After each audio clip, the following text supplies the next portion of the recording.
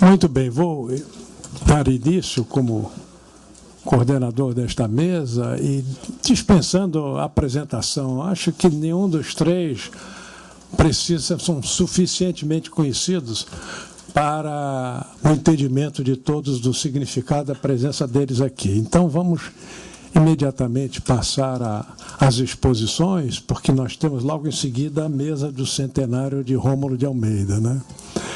E eu diria duas palavras sobre Inácio Rangel, meu companheiro de BNDE, né? Nós entramos juntos no mesmo concurso, né? E houve aquele episódio, eu já contei, não vou repetir aqui, mas nós fomos reprovados no concurso, quer dizer, fomos aprovados nas provas técnicas e reprovados na prova de investigação social. Eu repito isso porque é importante, né? No governo Juscelino Kubitschek, que era um governo dito democrático, mas nenhum cidadão podia ser servidor público do Brasil sem passar pelo DOPS, com aprovação da ficha. E a nossa ficha no DOPS era a de Rangel e a de Juvenal Osório Gomes. Fomos 3 reprovados na prova de investigação social e fomos empossados pelo senhor Roberto Campos, que era o superintendente do banco e que foi ao ministro Armando Falcão, ministro da Justiça do Juscelino, e disse: olha, eu vou nomear esses jovens, naquele tempo éramos, o Rangel nem tanto, mas eu e o Juvenal muito jovem, porque eles demonstraram conhecimento, eu assumo a responsabilidade e vou nomeá-los, né, mesmo que vocês os considerem perigosos comunistas, eles estarão sob a minha guarda e a minha proteção. E assim nós fomos nomeados. E Rangel foi sempre o companheiro, né, fascinante de todos nós. O BNDE da primeira geração, do primeiro concurso, teve 2 grandes líderes, né? Um líder teórico que, né, nos dava aulas sobre os ciclos econômicos, sobre, enfim, as teorias do multiplicador. Me lembro de Rangel, eu aprendi muita coisa escutando as conversas de Rangel. E um guru, um líder extremamente prático, que foi o Juvenal, que era escutado em todas as operações práticas do banco, né? Esses foram os 2 grandes gurus. E o Rangel, nosso companheiro de lida diária e do Departamento de Economia e amigo ele almoçava quase todo dia num restaurante ali, Chave de Ouro, que tem na Rua da Quitanda, perto da 7 de setembro, onde era a sede do banco. E nesse almoço vinha sempre o Domar Campos, que era outro companheiro, o Jesus Soares Pereira, frequentemente, e eu, pelo menos uma vez por semana, estava lá participando e escutando Rangel, porque era bom escutar Rangel, era estimulante escutar Rangel. Foi um companheiro, enfim, ideal desse período fundador, digamos, do BNDE. Mas era brevemente isso que eu queria dizer, e vou passar aqui a palavra agora aos expositores, começando pelo Bresser Pereira, Luiz Carlos Bresser Pereira, nosso expositor. Muito obrigado. Como é que ela lançou lá? Eu vou pedir, em princípio, 15 minutos para cada um, e depois a gente vê como é que acaba isso. Bom, muito obrigado, Saturnino, pelo convite, para estar aqui e para falar sobre um grande amigo e grande mestre, né, que foi para mim sempre Inácio Rangel. Eu o conheci nos anos 50, quando eu era quase menino, e ele era o expoente em economia, né, do ISEB, né, junto com o Guerreiro Ramos, né, da sociologia, e o Hélio Jaguaribe, o Auro Vieira Pinto, que era o filósofo. E depois, do 64, ele teve um infarto, desapareceu, e reapareceu, pelo menos para mim, né, em São Paulo, em 1972. Quando houve uma reunião da SBPC, ela não tinha ainda virado aquelas imensas manifestações contra o regime militar, que depois viraram, mas houve uma mesa de economia, e estávamos alguns economistas. Eu me lembro bem do do Castro, que estava lá, e aí chega o Rangel, de repente. Nós ficamos surpresos, e aí o Rangel começou a falar. E começou a falar dos ciclos de Kondratiev, etc. E depois do ciclo Kondratiev, da economia mundial, tal, afirmou, lá veio uma crise muito grande. Né? E nós estávamos em pleno milagre ainda, 72 ainda é milagre. Eu me lembro de eu olhar para o Castro, o Castro para mim, e esse negócio está ficando complicado. Né? Pois não é que no ano seguinte veio a crise? Em grande estilo, uma terrível crise no Mundial. Né? O velho Inácio tinha previsto. Depois eu fiquei amigo dele, fui eu que o convenci a fazer uma nova edição da inflação brasileira, né, que foi publicada então pela Brasiliense, pelo Caio Craco Júnior. E nessa edição tem um pós-fácil dele fascinante. Né? O meu prefácio não vale a pena ler, que é uma bobagemzinha, mas o pós-fácil, né, do Rangel da terceira edição é uma coisa importante. Hoje eu vou falar muito rapidamente então sobre a macroeconomia de Rangel e 2 palavras sobre a macroeconomia desenvolvimentista. Eu acho que Rangel foi o primeiro economista desenvolvimento, o primeiro macroeconomista desenvolvista do que eu tenho conhecimento. Houve depois, mas macroeconomista que foi capaz de montar um razoável modelo macroeconômico, com um raciocínio que fazia sentido, eu acho que foi ele. Né? Claro que você pode dizer depois, mas o Caldor, que é um grande economista, etc., e que está num outro... Mas esse não fazia parte dos pioneiros do desenvolvimento, e foi depois, de qualquer forma. Quer dizer, quando ele publicou em 63 a sua inflação brasileira, ele realmente abriu um espaço importante. Não é? E ele era um autodidata, quer dizer, as coisas dele não eram muito precisas, né? Mas eram de uma imaginação, né? e de uma lógica interna e, ao mesmo tempo, dialética muito grande. A coisa mais importante, naturalmente, o seu livro é a inflação, a coisa mais importante que ele desenvolveu foi a sua teoria da inflação. E ele era crítico da teoria estruturalista da inflação. Né? Quer dizer, houve uma teoria estruturalista da inflação que foi proposta por Loyola, né, na CEPAL do México, em 1956. Foi uma coisa importante, mas ele, né, quer dizer, achava que isso não tinha muita importância. Né, e lá em 63 ele já achava que essas ideias estavam superadas.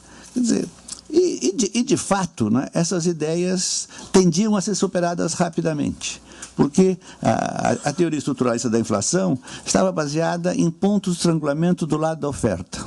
E pontos de estrangulamentos que eram devidos fundamentalmente a mercados muito imperfeitos, especialmente os mercados agrícolas. Ora, os mercados agrícolas estavam se tornando cada vez mais perfeitos e lá ainda nos anos 60, final dos anos 60, o Pastore, né, uma pessoa muito simpática, mas enfim, e muito ortodoxa, mas ele fez a tese de doutoramento dele mostrando, né, que já no Brasil daquela época, né, o problema da inflação estrutural estava perdendo força. E a teoria keynesiana de inflação? Também era inaceitável para o Rangel. Para ele, pelo menos naquele momento de crise, que era 1963, a inflação não derivava do excesso de demanda, mas, ao contrário, derivava da falta, do excesso de capacidade, ou da capacidade ociosa, como ele dizia. A tese central do Rangel é de que a inflação é uma defesa do sistema econômico diante do problema da capacidade ociosa e do desemprego. Né? Quer dizer, aí eu ponho aqui uma referência a ele. Né? A elevação sistemática dos preços, desvalorizando a moeda, criando a expectativa de ulterior desvalorização, isso é muito interessante que eu pus vermelho, mas depois eu vou comentar. Deprime a preferência pela liquidez e assim induz imobilizações que não ocorreriam se a moeda fosse estável. São imobilizações que põem em movimento a renda, e por isso que a renda real pode ser definida como uma função da inflação. E entre nós. Ele também não está pretendendo a teoria geral, ele está falando sobre o Brasil daquela época, né? E se tiver algum elemento geral também ótimo, mas ele não está fazendo questão sobre isso. Então, o que acontecia, então, entre nós? O Brasil, que fora comandado depois dos anos 30 pelo capital industrial, dizia ele, agora abria espaço para o capital financeiro nacional. Isso é interessante. Ele estava dizendo que nós precisamos... E o capital financeiro nacional não era só privado, era público também. O BNDES entrava nesse capital privado nacional. Ele estava dizendo, é lógico que você precisa de um sistema de financiamento do investimento e que fosse nacional. Quer dizer, o capital financeiro nacional para ele era uma força de libertação. Depois nós vimos que não é bem assim, porque infelizmente uma parte grande do capital financeiro nacional se aliou, né, ao liberalismo econômico, neoliberalismo e ao imperialismo. Como também era o Estado, enquanto que o capital financeiro das potências dominantes, essa sim era uma força de opressão. Esse capital financeiro estava surgindo com extraordinário vigor sob o impulso da oferta de capitais a taxas negativas de juros. É curioso isso, é difícil entender. Ele continua, nosso desenvolvimento e a nossa própria soberania nacional dependem de que seja levado a bom termo o trabalho desses banqueiros que se interessam pela indústria, ou por esses industriais que se interessam pelo negócio do dinheiro. Ele estava pensando no capital financeiro do Hilferding, que a Conceição depois ia fazer um maravilhoso ensaio. Depois ou antes, agora não lembro exatamente. Foi depois.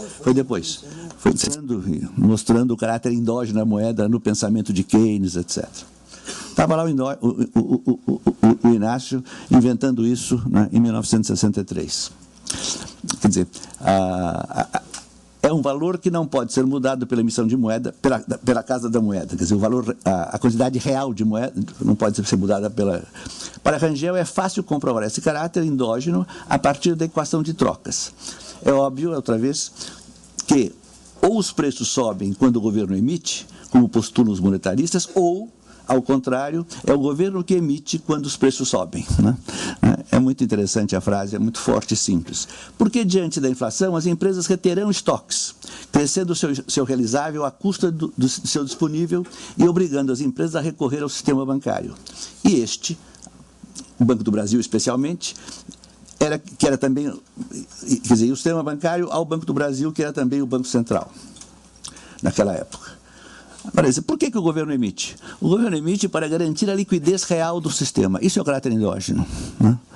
Isso é a coisa que nós vamos usar depois, o Nakano e eu, como central na nossa teoria da inflação inercial. Então, para garantir a liquidez real e assim proteger as empresas. Aí, outra vez aspas, e para socorrer o caixa do Banco do Brasil, que o governo tem um não é que o governo emite. O que quer dizer que a inflação não se gera no seio da União, uma vez que tem origem no bojo da economia por efeitos de movimentos autônomos da empresa privada. O papel do governo é, portanto, passivo. Se o governo não emitir, começam a aparecer empresas ou atividades econômicas inteiras em dificuldades, ameaçando lançar seus trabalhadores no desemprego. O governo, finalmente, não emite para cobrir déficits. Ao contrário, suscita déficits para poder emitir. O caráter inercial da inflação. Recentemente, um jovem, Osmani Pontes, que eu não conheço, quer dizer, e o André Modenese, que é meu amigo, escreveram um trabalho recente mostrando que Rangel já pensava em termos inerciais e que ele influenciou a mim e a Nakano quando desenvolvemos a teoria da inflação inercial. Está o nome do paper aí. Eles têm razão, embora o que estava claro para Rangel era o caráter endógeno da inflação, que é essencial. Já em relação à inércia, isso nos anos 80, ele, quando a teoria começou a ser discutida, etc., ele ficava muito bravo. Ele não gostava da teoria da inércia da inflação, ele falava meio bravo, etc., né? E eu tratava de ficar quieto, ele publicava, isso também tem em artigos de jornal. Agora, mas o fato concreto, e eu acho que os dois autores têm razão, é que ele intuía claramente o problema da inércia inflacionária no seu trabalho, né? Esse texto aqui, por exemplo, a inflação regular e institucionalizada, né? Se é bem, a inflação leva todo o corpo social à certeza ou à razoável expectativa de que a moeda se desvalorizar a uma determinada taxa anual. Depois vai ser uma determinada taxa mensal, mas isso aqui é inércia, perfeitamente. Aquela coisa vermelha que eu tinha posto lá no primeiro estágio, eu esqueci a palavra, também aquilo era inércia. Um sublinhado vermelho que eu pus num quadro adiante. Quer dizer, o Rangel escrevia num período de crise, né? E nesse quadro a inflação obrigava as empresas a investir, isso aqui é um resumo só, e as famílias a consumir para assim diminuir a liquidez, ao mesmo tempo que aumentavam seus preços. O que era bom, né? Porque a demanda efetiva de capital é não apenas insuficiente, mas cada vez mais insuficiente. Aí ele é keynesiano. Assim, e ele é keynesiano. Assim, a inflação emerge como um recurso heterodoxo, mas eficaz para manter elevada a taxa de imobilização. Nesse modelo dele, ele vai ser um defensor fundamentalmente da inflação de custos também. Está associado, ainda que a coisa é maior do que a inflação de custos, mas ele está associado à inflação de custos, à inflação associada ao oligopsônio e a oligopólios, né? E ele exclui a hipótese de realmente haver uma concorrência, assume o oligopólio e o oligopsônio, e para isso, então, e para ele os oligopsônios e os oligopólios existentes, principalmente na comercialização agrícola, são uma peça essencial na máquina infernal da inflação, né? Aí tem a curva de Rangel. Em 85, Rangel volta a analisar a inflação, isso num paper na revista de Economia Política, e ele vai mostrar, então, ele não vai usar essa expressão, mas ele vai mostrar a curva de Rangel. Quer dizer, a relação inversa, né, e meio surpreendente, entre inflação e demanda e produção industrial, especificamente. Há pelo menos um quartel de século, diz ele, a inflação integra a síndrome da recessão, isto é, surge ou se exacerba quando a economia se desaquece, e, inversamente, tem sua intensidade reduzida quando a economia se reaquece, né? E aí ele mostra a curva lá, bonitinho. E, de fato, né, entre 1961 e 65, usando seus dados, a produção industrial deixa de crescer enquanto a inflação sobe, 61, 65. A partir de 65 até 74, a produção industrial cresce enquanto a inflação cai, né? E a partir de 75 até 63, a produção industrial perdia força enquanto a inflação voltava a subir. Mas isso é totalmente contraintuitivo. Então, a gente aprende o tempo todo que é o contrário, que a inflação é uma inflação de demanda. Isso é keynesiano, eu inclusive aceito isso basicamente. E mas aí vem o Rangel e mostra o inverso. Como é que pode ser isso explicado? Ele dava a sua explicação, né? Para ele, a inflação está ligada ao ciclo econômico. Nas fases ascendentes, pelo menos no último quartel do século, a taxa média de inflação declina, isso está repetindo. Quando o ciclo entra em declínio, continuar investindo nos mesmos setores é ruinoso, diz ele. E as empresas, diante da classe ociosa, aumentam seus preços. Estou terminando. A situação só mudará quando os novos setores ganharem força. No período recessivo, a inflação leva as empresas a imobilizar e os consumidores a aumentar suas despesas para evitar a liquidez. Aí eu dou uma explicação novo desenvolvimentista, né, para a coisa. Porque a explicação dele não é totalmente satisfatória, pelo menos para mim. Eu não consegui entender, porque algumas vezes a dialética dele fica muito difícil de entender. Eu vejo que há duas explicações que não dependem do poder de monopólio para a curva de Rangel, entendendo-se a curva de Rangel como uma curva de médio prazo, não de curto prazo, né, que pega todo o ciclo, isso está muito claro nele. São duas. A primeira explicação é que a primeira explicação, que não chega a explicar a curva de Rangel, mas explica por que a inflação não cai na recessão, é a inércia inflacionária que estava implícita na obra do Rangel. O nosso livro inicial, lá de 84, sobre inflação inercial, eu achei aqui meu, chama-se Recessão e Inflação, né? Ou Inflação e Recessão. A segunda, que eu acho que talvez seja mais interessante, está no fato de que a desaceleração econômica está sempre associada a uma crise de balanço de pagamentos. Um país como o Brasil, país em desenvolvimento, quando deixa o câmbio livre, vai de crise de balanço de pagamentos em crise de balanço de pagamentos, em crise cambial em crise cambial. Sudden stop e sudden stop. Quer dizer, e quando você tem a crise, então, né, há uma forte depreciação e a inflação se acelera.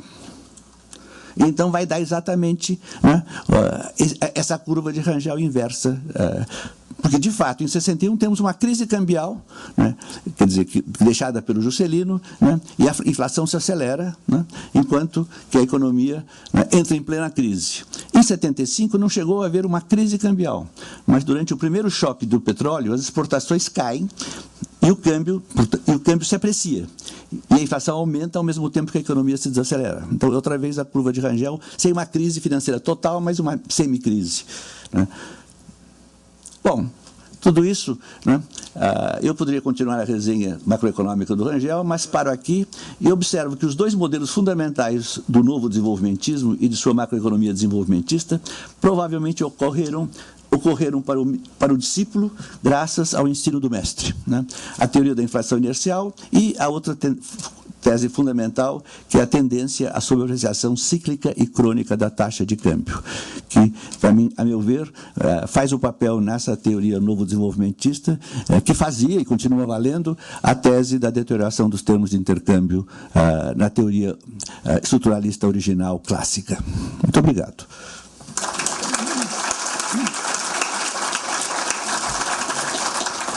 Obrigado, professor Bresser. Agora, a professora Maria da Conceição.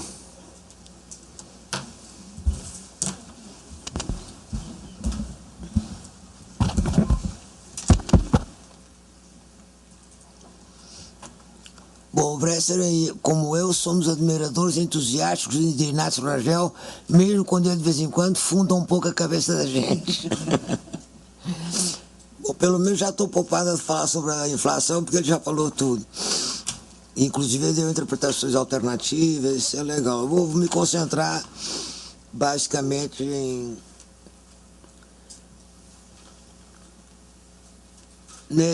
na heterodoxia dele, nos dois aspectos que ele mantém o tempo todo. Um é a dualidade básica da economia, que ele já tinha tratado no ISEB em 1957. Mas antes disso, devo dizer que eu conheci o Rangel em 59, no BNDES, quando eu vim trabalhar no plano de metas. E o Rangel era do Departamento Econômico, já tinha sido assessor do Vargas, ele, o Jesus Soares Pereira e o Romo de Almeida, e tinha acabado de fazer o curso de desenvolvimento econômico da CEPAL. E a primeira manifestação de heterodoxia em relação à CEPAL, que ele apresenta assim que eu conheço, é a questão da reforma agrária. Ele não concorda com a tese da indispensabilidade da reforma agrária para flexibilizar, expandir a oferta de alimentos, assim como ajudar na expansão do mercado interno. Para ele, a oferta agrícola no Brasil não era nada rígida. Realmente não era, com exceção do Chile, que era o caso da rigidez da oferta clássico. Aqui não havia nenhuma rigidez da oferta. A oferta respondia aos preços perfeitamente. Isso também Bresser. Não, o Bresser não. Nosso ministro está fazendo a gordinho, pô. Delfim. Isso também é...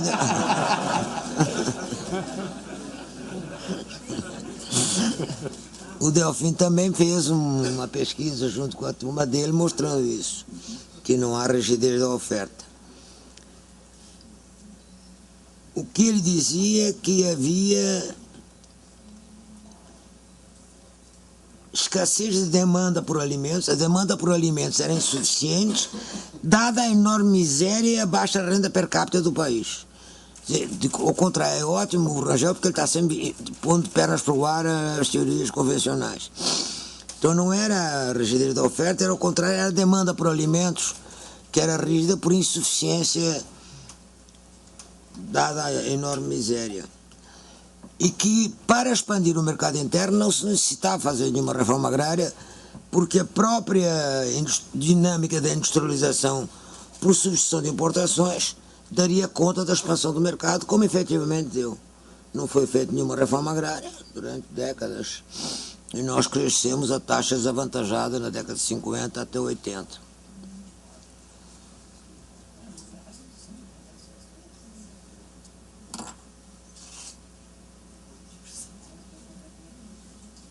Voltando agora à dualidade básica da economia, ele explica que a dualidade básica não é só da economia, é da sociedade. Então, não sendo apenas da economia, mas da sociedade, a dualidade se estabelece entre um polo interno e um polo externo da sociedade brasileira. No polo interno estão as relações de produção centrais e a correspondente classe dominante. No polo externo estão as relações de produção emergentes e o correspondente sócio menor no pacto do poder.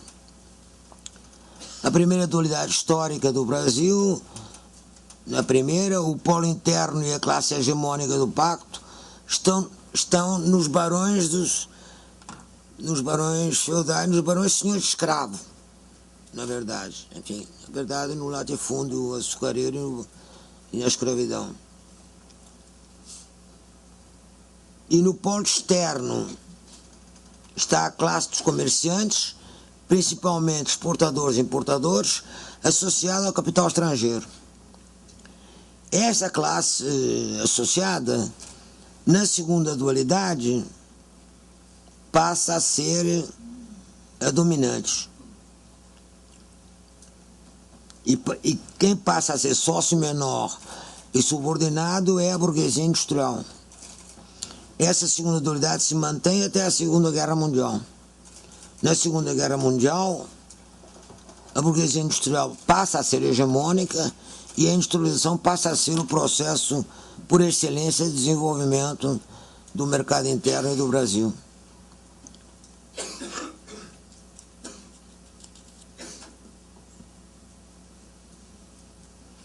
Rangel também foi pioneiro na análise do processo de sucessão de importações. Não fui eu que fui pioneiro, ele é que foi. Eu, ao contrário, até aprendi bastante com ele. Era difícil a gente ser pioneiro em qualquer coisa com o Inácio, porque ele era pioneiro de tudo. Que sempre alguém tinha alguma coisa a aprender, quanto mais não seja com a ousadia dele. Podia não estar de acordo, mas que ele era pioneiro, era. Então, no processo de sucessão de importações, ele demonstra, antes que eu e outros economistas, a dinâmica recorrente do estrangulamento externo. Quer dizer, uma subida maior das importações do que das exportações dá um estrangulamento externo. E isso, por sua vez, facilita a sucessão de importações. Facilita o fato de ter desvalorização cambial, não tem problema, porque isso também ajuda. Então, essa era mais um elemento de que a inflação era favorável ao crescimento. Até certo limite, porque ele mesmo reconhece que quando chega a hiperinflação, o que dá é a estagflação. Isso ele reconhece no texto dele. A elevação da produtividade era devida à transferência de recursos da economia natural, que naquela altura estava entre a metade e 2/3 da população, a transferência desses recursos para a economia industrial. Essa transferência, por sua vez, é resultante da ocorrência ao nível das exportações, das relações comerciais do país.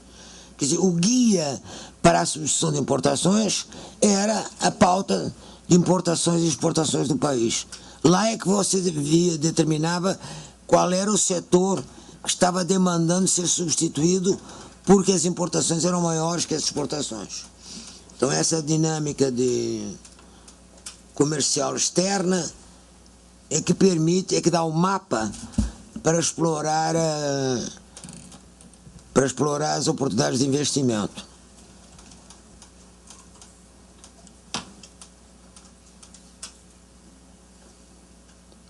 Isso tudo que nós falamos até agora foi publicado antes de 60. Em 60 é que o Rangel publica a inflação brasileira.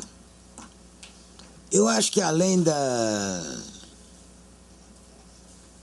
de tudo que o meu colega falou, eu tenho a impressão que a inflação, que não vinha de excesso de demanda, etc., etc., na verdade ele fez um pouco a urgência que ele teve em publicar a inflação brasileira ali em 60 deve-se a uma crítica implícita, se bem que até ele fazia explicitamente, né, às propostas de estabilização do Plano Trienal de Celso Furtado. 63. Porque os 62. 63. O livro dele? O livro é de 63 e o plano trienal é de 62. Porque Celso, no plano trienal, ele pessoalmente tratou da parte estrutural, mas encomendou a parte da inflação ao pessoal do Banco Central. O pessoal da SUMOC, naquela altura ainda não tinha Banco Central.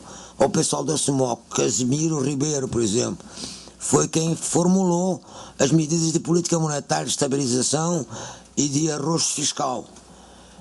E por consequência, como o Rangel estava em desacordo com isso, na verdade, a urgência que ele teve em logo em seguida publicar a inflação deve-se muito ao fato que estava sendo proposto um plano que tinha como fundamento, do ponto de vista inflacionário, uma recessão e não o contrário, segundo ele.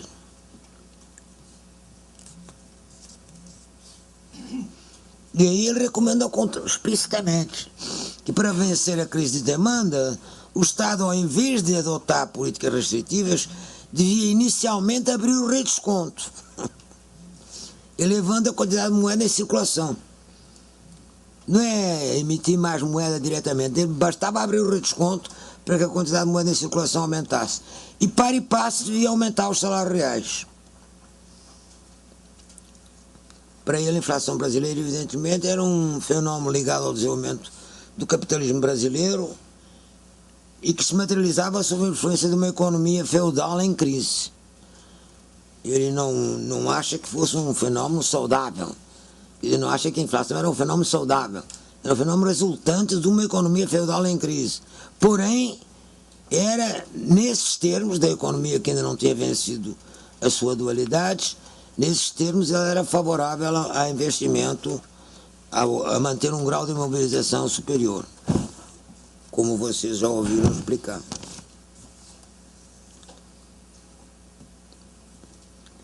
Uma questão central da economia brasileira sempre foi garantir o consumo dos produtos nacionais, buscando evitar a formação de capacidade ociosa.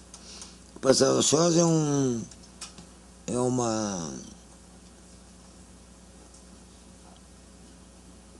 uma obsessão dele, que o leva à tese da privatização dos serviços de utilidade pública. Essa é a última tese dele, controversa também, e que, mais uma vez, também não tinha apoio nem na esquerda nem na direita. Né? O que ele propõe não é o que foi feito, mas também a esquerda não entendia nada, dava a impressão que ele estava propondo era a saída do Estado da economia. Não era. Ele achava que o setor estatal não perderia algumas posições, mas ganharia outras. Portanto, não era liberal, não era um liberal o Rangel, era um intervencionista. Para que servia a privatização das estatais? Como meio de obter financiamento privado para o investimento em infraestrutura, que é muito difícil de financiar, porque é muito caro e de longo prazo. E com isso desonoraria o governo. Então, as ex-empresas públicas, as empresas públicas ao serem privatizadas, permitiam que as novas empresas dessem garantias reais, hipotecando o seu patrimônio físico, coisa que era impossível fazer se as empresas continuassem sob gestão e propriedade governamental. Porque a empresa governamental não pode empenhar o seu patrimônio junto ao governo, ela já é o patrimônio do governo.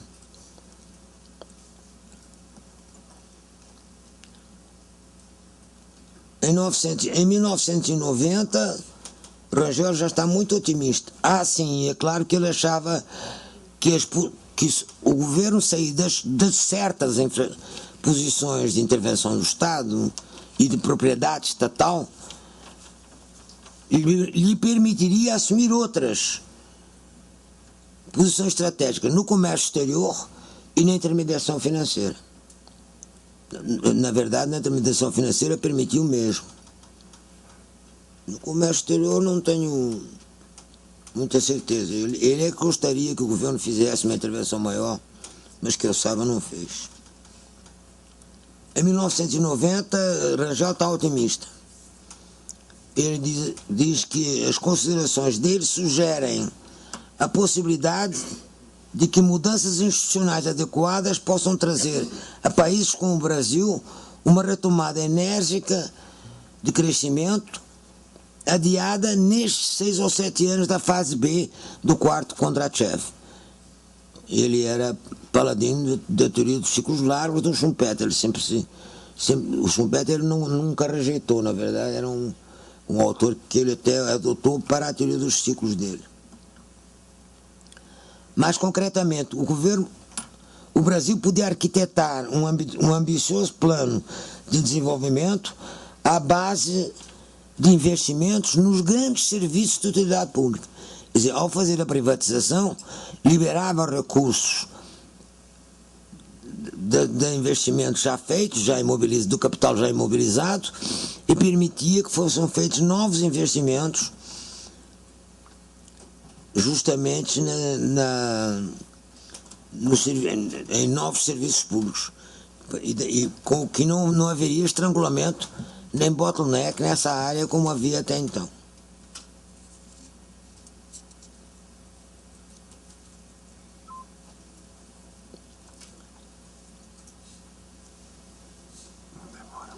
Não demora, vou terminar. Rangel adere à teoria de ciclos longos, como já dissemos, inspirada em Schumpeter, e antes de morrer, ele morreu em março de 94, já estava meio afastado do banco porque tinha tido um infarto, mas nunca ficou afastado, sempre vinha aqui fazer a sua agitação cultural. E na imprensa, ele nunca parou de escrever na imprensa até morrer. Então, pouco antes de morrer, ele anunciou, vaticina, o advento do quarto Kondratiev, prepararia a emergência de uma nova dualidade, agora com o surgimento do capital agrícola, o que seria uma mudança profundamente revolucionária, feita sob a hegemonia do capital industrial, com o auxílio do capital financeiro.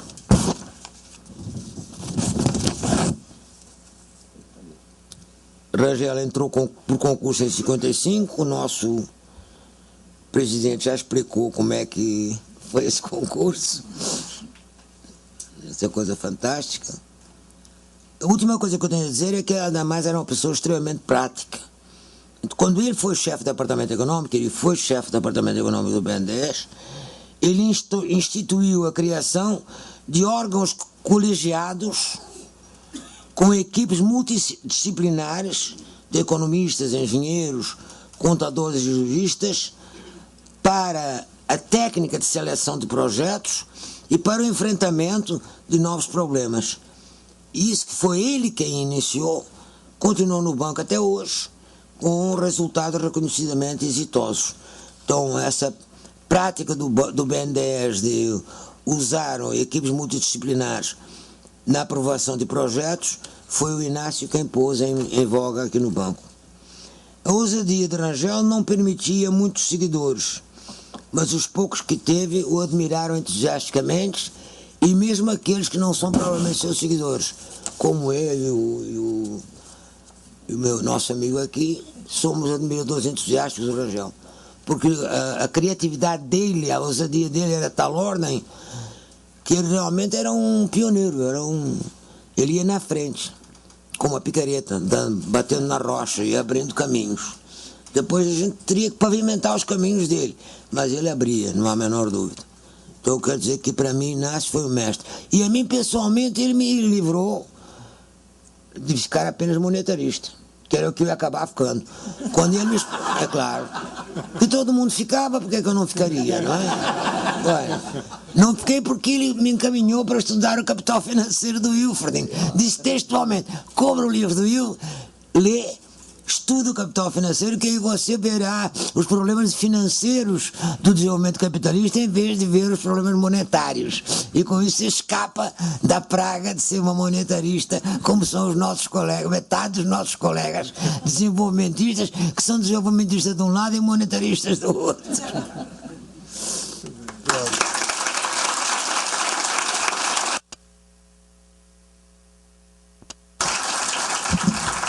Agora a professora Maria Malta, da UFRJ.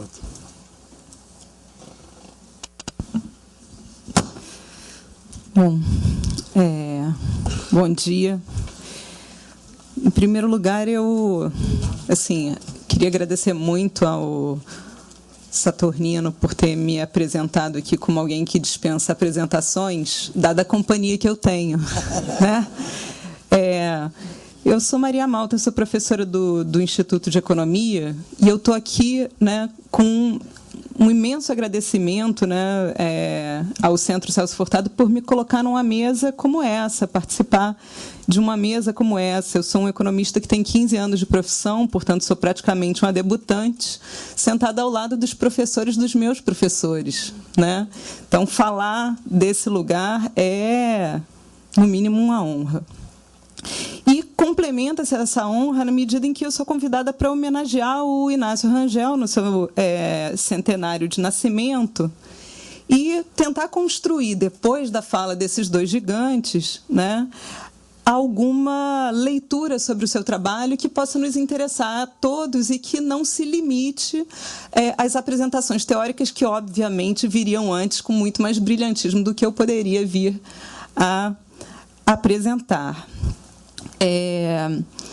Mais do que isso, eu preciso dizer que estou sentada ao lado de alguém que escolheu o Rangel como patrono da revista que dirige, né, que é o professor Luiz Carlos Bresser Pereira, né, junto com Caio Prado Júnior e com Celso Furtado, e da professora Maria da Conceição Tavares, que, em uma das suas mais importantes obras, declara lá que, naquele momento que ela estava desenvolvendo lá da substituição às importações ao capitalismo financeiro, que ela estava sendo...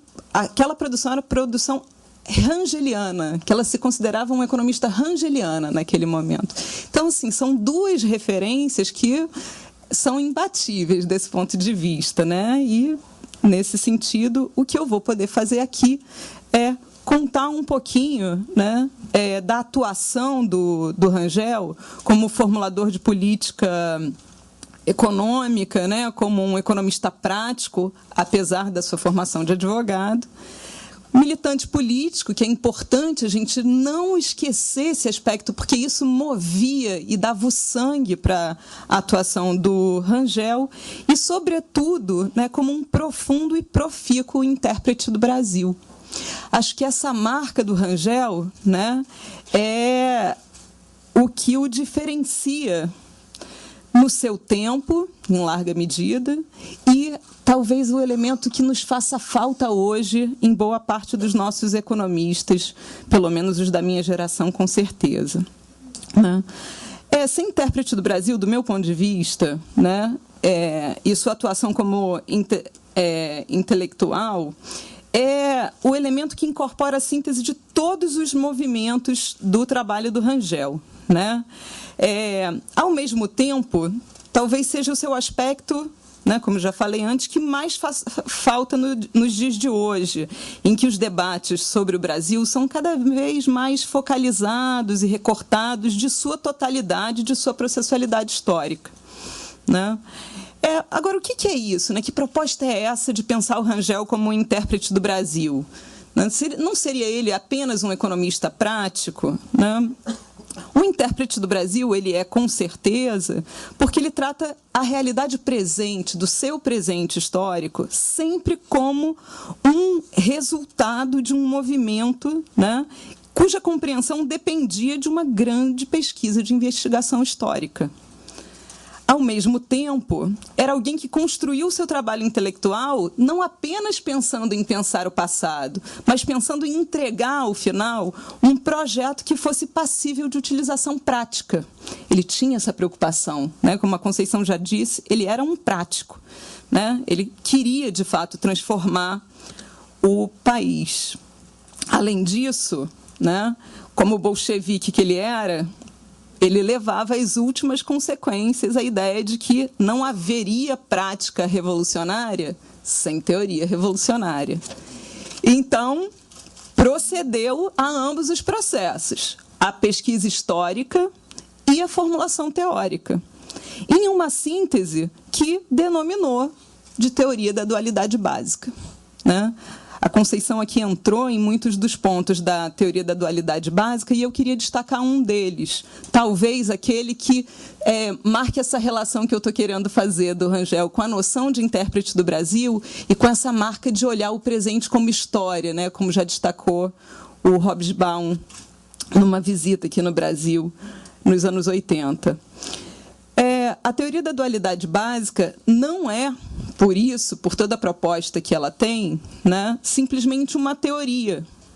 Ela é uma organização de um movimento da realidade histórica brasileira pensada a partir de uma série de categorias teóricas delicadamente construídas pelo Rangel para dar conta da realidade brasileira, né, da realidade que o instigava a pensar teoricamente.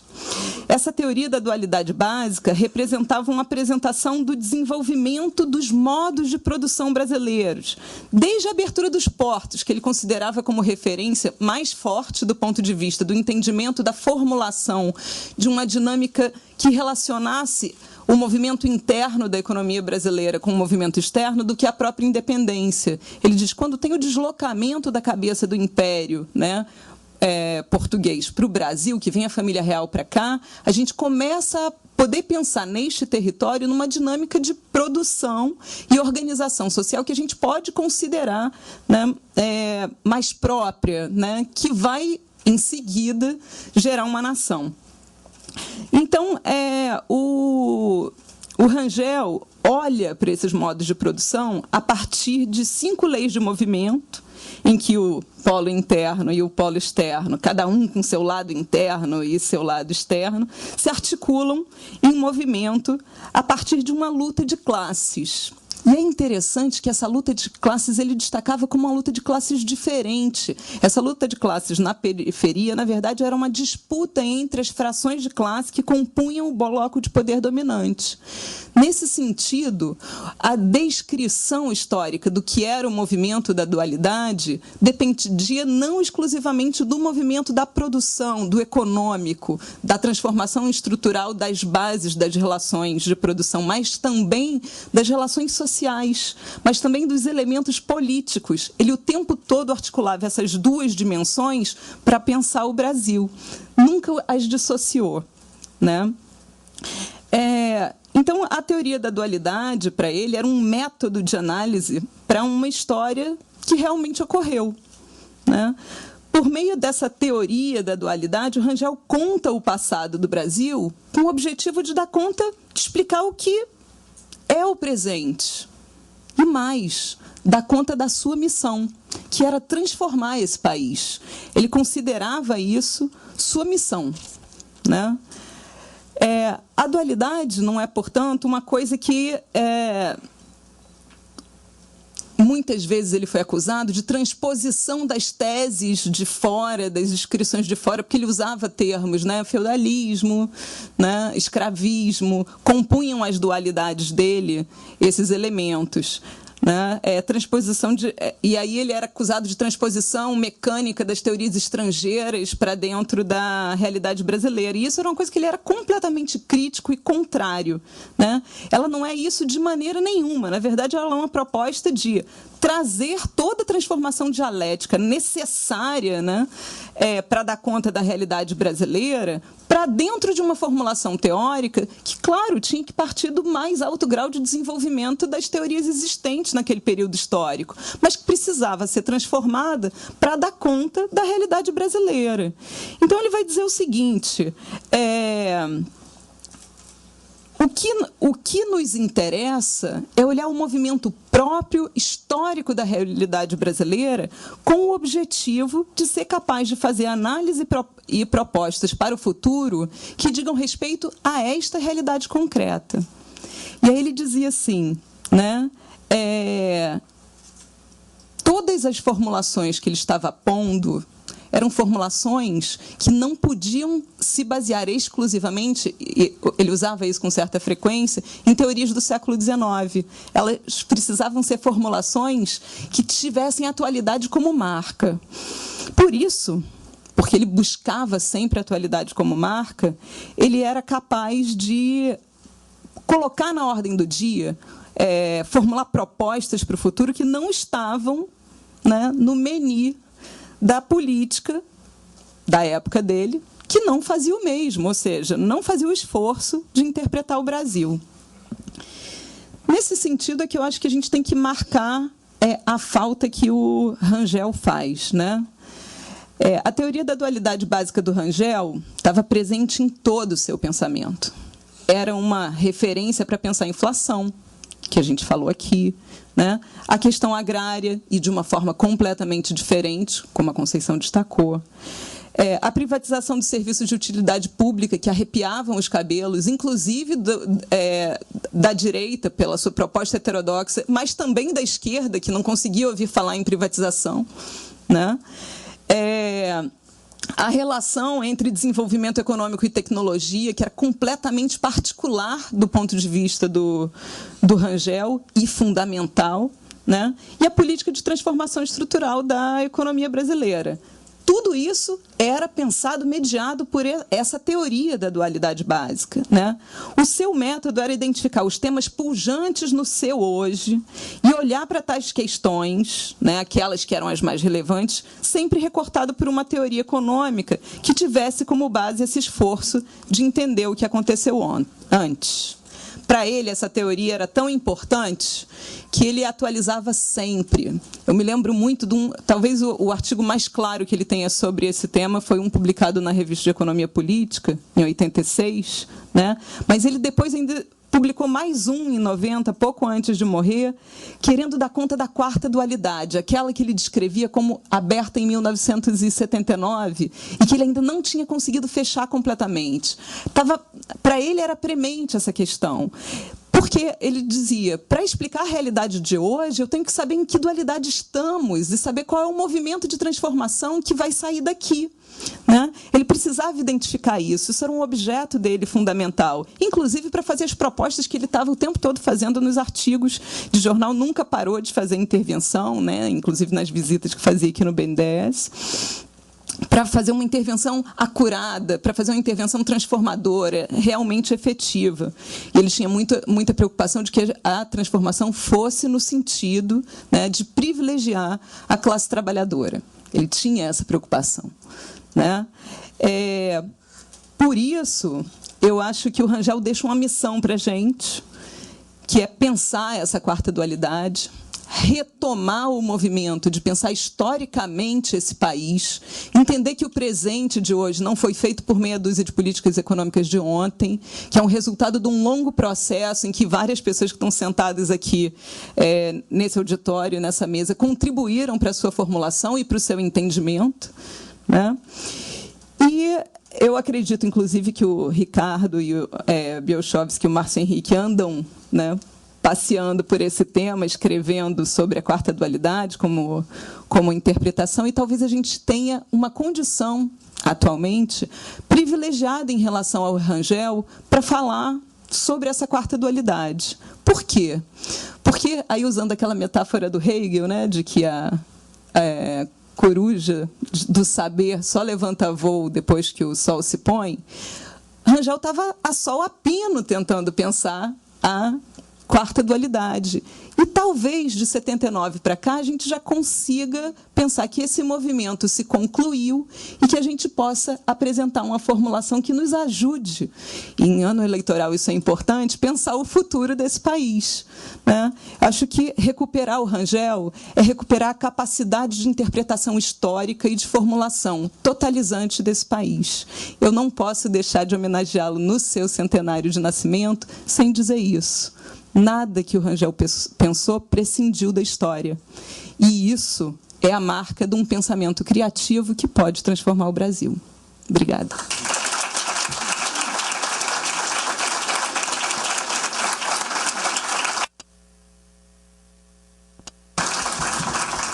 Obrigado, professora. Com a sua exposição, nós terminamos a missão desta mesa, e para não perdermos tempo, vou chamar imediatamente o professor Marcos Costa Lima para compor a mesa de homenagem ao centenário de outra grande figura do nosso país, que foi Rômulo de Almeida. Obrigado pela atenção de todos.